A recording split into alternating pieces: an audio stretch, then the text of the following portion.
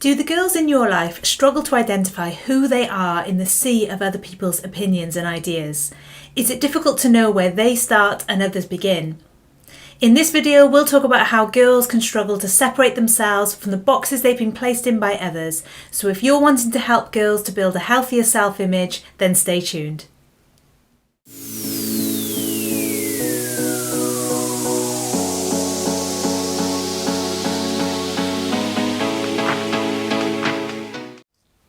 Hi everyone, I'm Nikki from The Girl Lab. In this video, we'll be exploring how to help girls create a healthy self-image. So if you're a parent or a professional who works with girls, then this is a hot topic that is bound to resonate.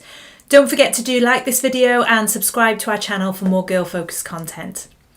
Now, what do we mean by self-image? Well, it's the ideas that we have formed about ourselves in our own mind, basically. So it's who we perceive ourselves to be, and it's also linked to our body image, so the perception of how we look. It's also linked to our ideas about our identity, so who we think that others perceive us to be. So it's basically a mental construct, and by that I mean it's a set of ideas that we've curated over time that sums up the me that I present to the world.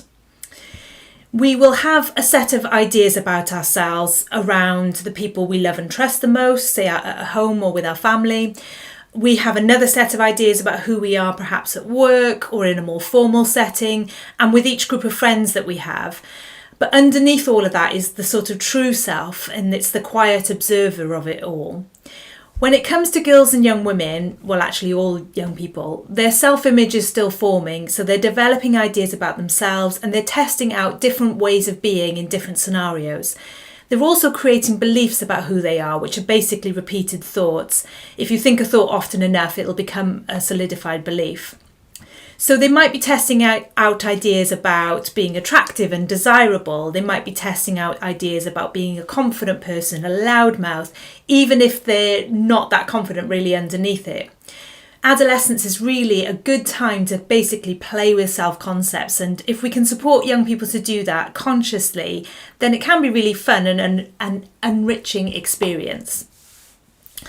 But I guess the problems come when young people are doing it unconsciously, so they pick up ideas about who they think they should be from others, from TV and films, from influencers and celebrities on social media, from teachers, parents and society at large, without actually questioning those ideas. So their self-image or their self-concept then becomes like a real sort of mishmash of other people's views, societal expectations and so on. And for our girls, that's even more concerning because so much of what society still implicitly communicates to girls is really limiting, it's gender stereotypical, and in some cases it's just pure damaging. Just take a quick look on, say, Instagram for beauty advice, so look at the beauty industry and you'll see what I mean by that. So our girls develop their ideas about who they are, which are often loaded with limitation, with contradiction and with negativity. And if left unchecked, girls will hone these ideas into well-worn beliefs. So it shifts from, I'm going to play at somebody who's into hair and beauty, and it becomes, I'm ugly and I'm unappealing unless I live up to all these beauty ideals. When we become fixed in our self-image, we leave little room for growth. And here's the most important part. When our girls develop a self-image or self-concept based on what they see around them, then they unconsciously hand over the power to all those other people to define whether they're up to scratch or not.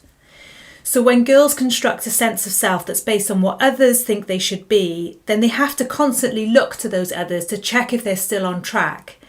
This means that they hand over their power to other girls, to parents, to social media, whoever, to decide if they're good enough. So it shifts from being, how do I feel about myself, to how do you feel about me? And it leaves girls constantly fighting to keep up with some unconsciously defined levels of perfection and approval, and it means that they're never going within to self-check about how they really feel. So what do? Well, we need to make girls aware that this is going on. So talk about how they see themselves to get a baseline of where they're at. Ask where those ideas came from. Are they fixed? Can those ideas about themselves shift and change? Encourage girls to dig beneath the layers and get in touch with their true self underneath, the quiet space within that is whole, it needs no validation or approval. How does that feel? How does she feel inside? And I think it's really important as well to give girls the tools to be self-reflective. Are you the same person around your friends, your family, in school, at home? If not, that's okay, but why not? Which version of you feels most comfortable and happy? Can you bring aspects of her into your other relationships? For me, I think the greatest gift that we can give to any young person is our time and our undivided attention to have these deep, rich conversations that yield so much. So give it a try. Let us know how you get on in the comments below. We'd be really interested to find out. Thanks for doing your bit to create a world that works for girls, and I'll see you soon. Take care.